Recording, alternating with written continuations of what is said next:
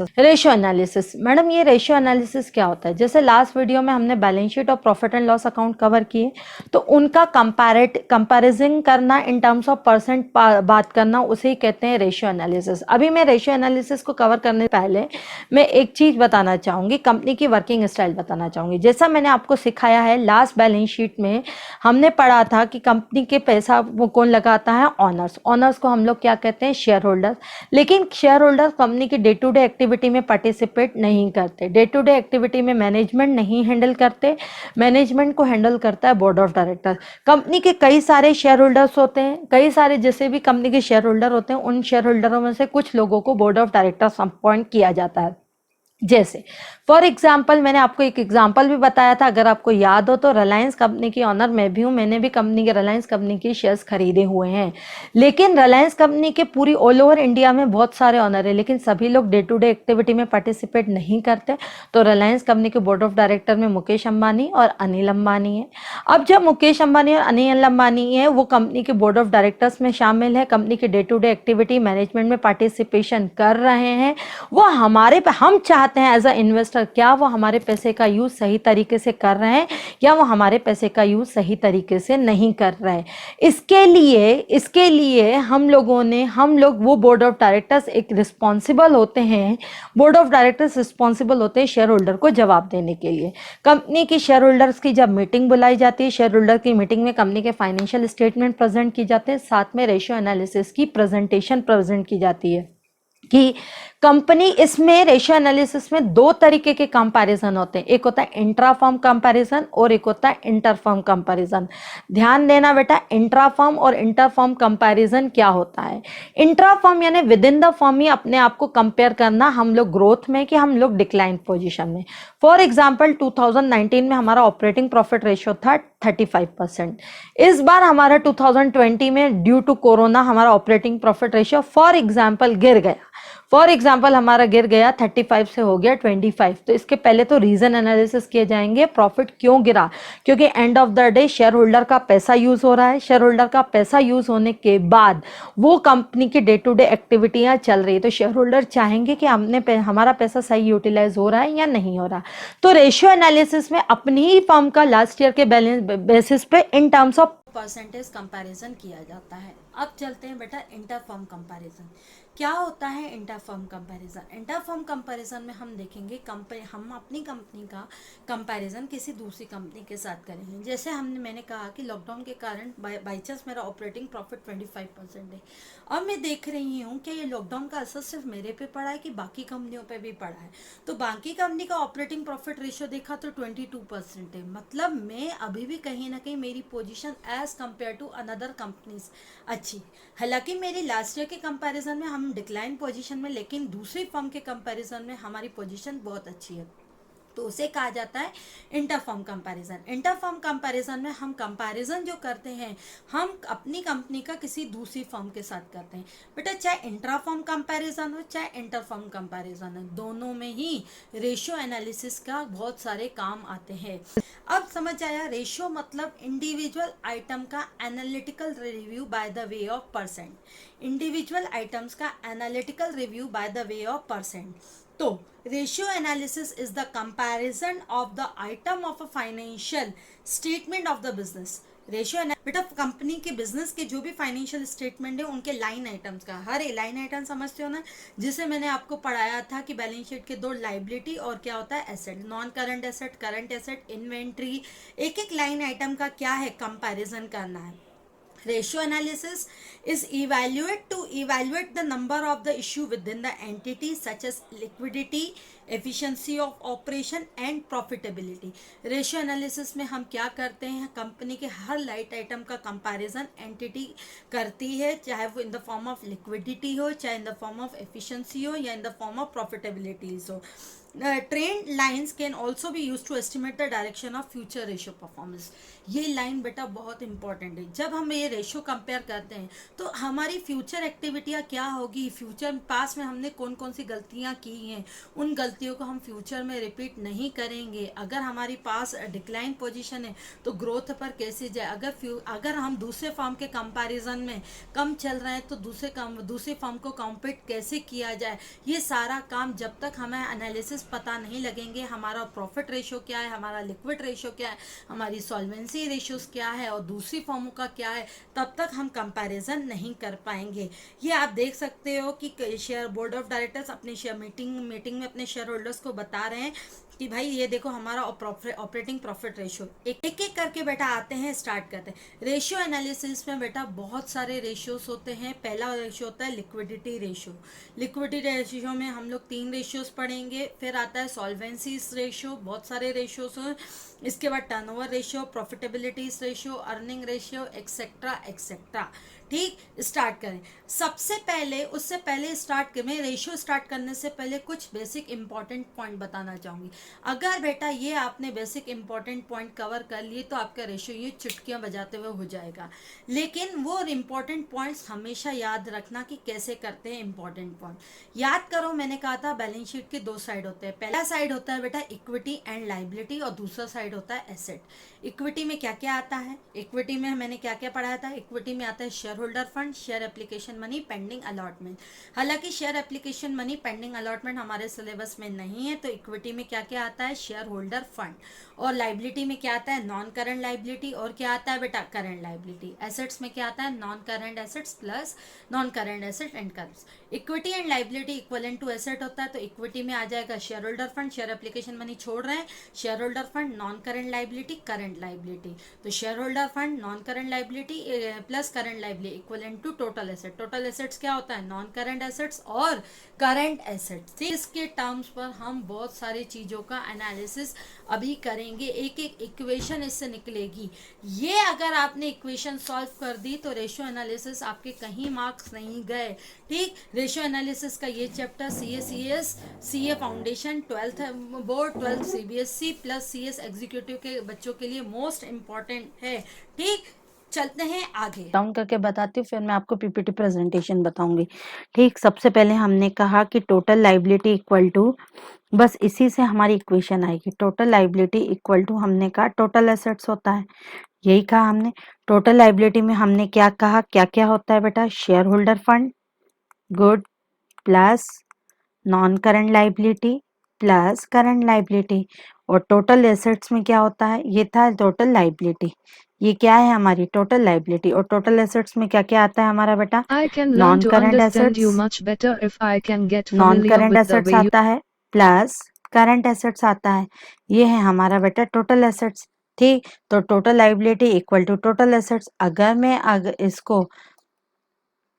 एक ये तो टोटल लाइबिलिटी इक्वल टू क्या होता है बेटा, टोटल एसेट्स होता है। तो सुनो ध्यान से, शेयर होल्डर फंड बोल सकते हैं, हाँ बिल्कुल, plus non current liability plus current liability, क्योंकि share application money, pending allotment हम लोग यहाँ नहीं पढ़ते। और non current assets plus current assets equal to, अब बेटा यहाँ के हम कुछ टर्म समझेंगे, किस तरीके से हमारे टर्म्स। अब बेटा यहाँ पे अपन कुछ टर्म समझेंगे, non current assets plus current asset. अब एक चीज देखना ध्यान से, शेयर होल्डर फंड। अब यहाँ ये जो मेरी इक्वेशन है, इससे हम कई तरीके की इक्वेशंस बनाएंगे। मैं अभी आपको इसीलिए लिख के समझा रही हूँ क्योंकि पीपीटी से हो सकता है समझ ना आए, तो पहले मैं लिख के समझाऊंगी, फिर मैं आगे आपको वो काम करवाऊंगी। अब देखना बेटा, शेयर होल्डर फंड को ऑनर फंड भी कहते हैं। शेयर होल्डर फंड को और क्या कहा जाता है, शेयर होल्डर फंड को और क्या कहा जाता है बेटा, ऑनर फंड भी कहा जाता है, या उसको इक्विटी फंड भी कहा जाता है, यहाँ उसको क्या कहा जाता है, इक्विटी फंड भी कहा जाता है। तो शेयर होल्डर फंड में जैसे मैंने आपको बैलेंस शीट में बताया हुआ है, शेयर होल्डर फंड में क्या क्या आता है, शेयर होल्डर फंड में क्या क्या आता है बेटा, share capital, good, plus reserves and surplus आते हैं, याद है, रिजर्व्स एंड सरप्लस। तीसरा शेयर होल्डर फंड के सबहेड क्या था, application money receive against share warrant, तो वो जर्नली नहीं आता। तो शेयर होल्डर फंड को क्या कहते हैं, ऑनर फंड और इक्विटी फंड। तो शेयर होल्डर फंड में या तो share capital plus reserve and surplus आएगा। अब अगर मैं ये शेयर होल्डर फंड को, मुझे सिर्फ शेयर होल्डर फंड आइडेंटिफाई करना है, मुझे केवल क्या आइडेंटिफाई करना है, शेयर होल्डर फंड। तो शेयर होल्डर फंड में क्या क्या आएगा, share capital plus reserve and surplus. By chance अगर मैं इस पोर्शन को इधर रखूं, बाकियों को मैं उधर ले जाऊं, तो shareholder fund equal to non current assets, इधर देखो non current assets plus current assets. ये दोनों चीजें कहां ट्रांसफर हो जाएंगी, यहां पर। ये दोनों चीजें कहां ट्रांसफर हो जाएंगी, यहां पर। तो क्या मैं शेयर होल्डर फंड को मैडम ऐसे लिख सकती हूँ, बिल्कुल, shareholders fund equal to non current assets plus current assets minus, ये देखो, non current assets plus current assets. ये दोनों चीजें इधर ट्रांसफर हो जाएंगी, ये दोनों चीजें इधर ट्रांसफर हो जाएंगी। तो इधर प्लस है तो इधर क्या हो जाएंगी, minus. Minus non current liability minus current liability. तो बेटा शेयर होल्डर फंड को दो तरीके से इक्वेट किया जाता है। शेयर होल्डर फंड क्या होता है, पहला share capital plus reserve and surplus, या शेयर होल्डर फंड को अगर उस साइड से ले तो shareholder fund, share holder fund में क्या क्या आ जाएगा, non current assets plus current assets minus non current liability minus non current liability और करंट लाइबिलिटी। कंसेप्ट समझ आ रहा है, चलो अब हम डिफाइन करते हैं। शेयर होल्डर फंड हो गया reserves and surplus plus share capital, या non current assets plus current assets minus current liability minus non current liability. अब बेटा आते हैं हम अपने कैपिटल एम्प्लॉयड पर। किस पर आते हैं बेटा अपन, कैपिटल एम्प्लॉयड पर। क्या होता है कैपिटल एम्प्लॉयड, कैपिटल एम्प्लॉयड में आता है डियर, कैपिटल एम्प्लॉयड को लॉन्ग टर्म फंड भी कहते हैं। क्या कहते हैं बेटा, long term fund. Capital employed को और क्या कहा जाता है, long term funds.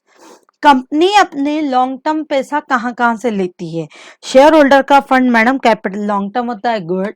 Non current liability long term होती है, गुड। करंट लाइबिलिटी क्या लॉन्ग टर्म होती है कि नॉन शॉर्ट टर्म होती है, शॉर्ट टर्म होती है। तो capital long term fund, capital employed को लॉन्ग टर्म फंड भी कहा जाता है। तो क्या क्या आएगा बेटा, good, shareholder fund plus कि share application money pending allotment अपने सिलेबस में नहीं, plus non current liability.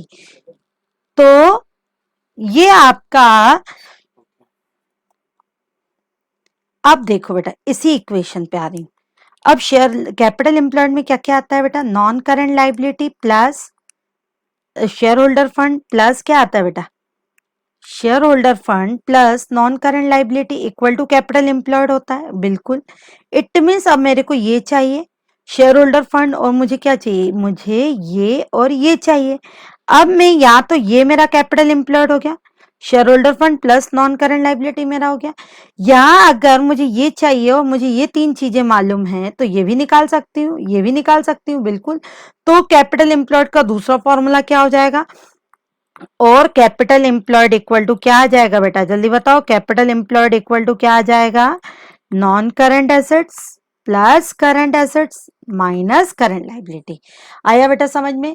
Share holder fund में क्या क्या आता है, share capital plus reserve and surplus. अगर share capital shareholder fund को उल्टे साइड एसेट साइड ले तो non current assets, non current assets plus non current assets plus current assets minus current liability minus non current liability. तो मेरा share holder fund आ जाएगा।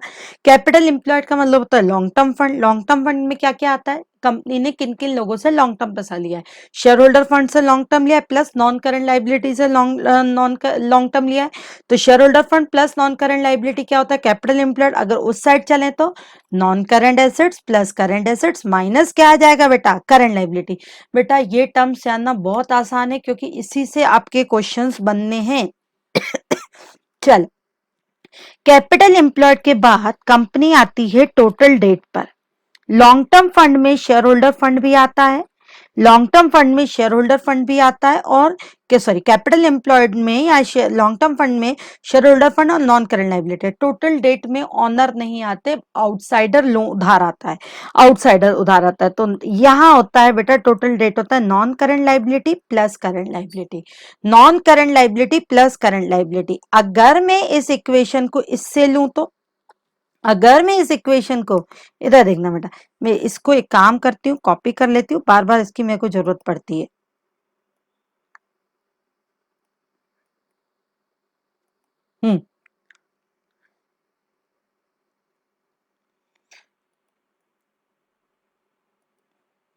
अगर मैं इसको इससे लूं तो टोटल डेट का मतलब क्या होता है, non current liability plus current liability. It means मेरे को ये चाहिए नॉन करंट और क्या चाहिए मेरे को ये चाहिए नॉन करंट और करंट चाहिए। तो अगर मैं उल्टे साइड चलूं तो टोटल डेट इक्वल टू क्या आएगा,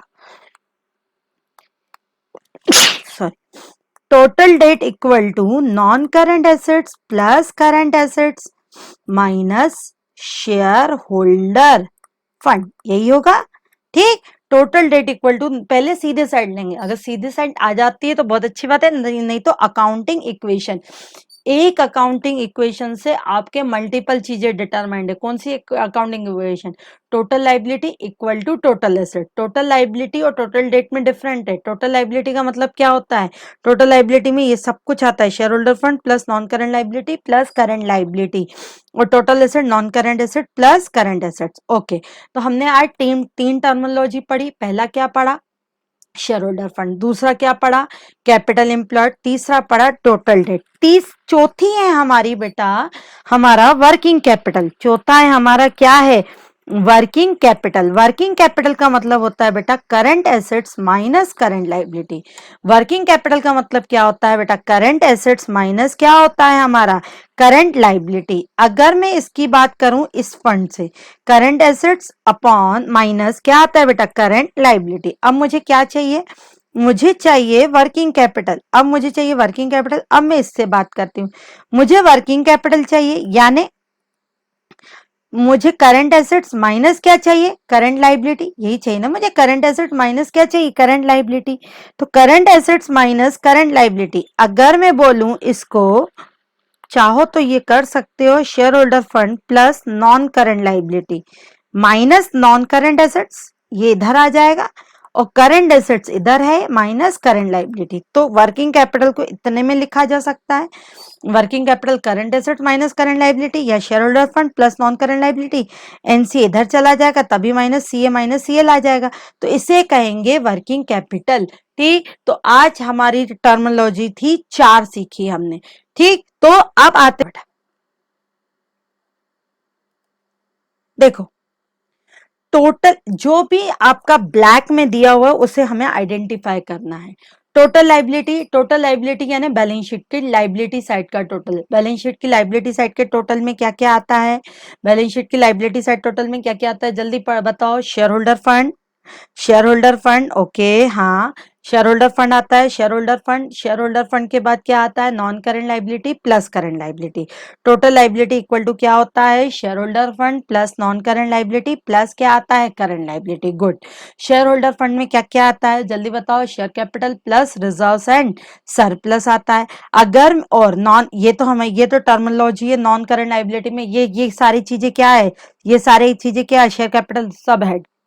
नॉन करंट लाइबिलिटी के सब हेड क्या है, long term borrowings, long term provisions and other non current liability.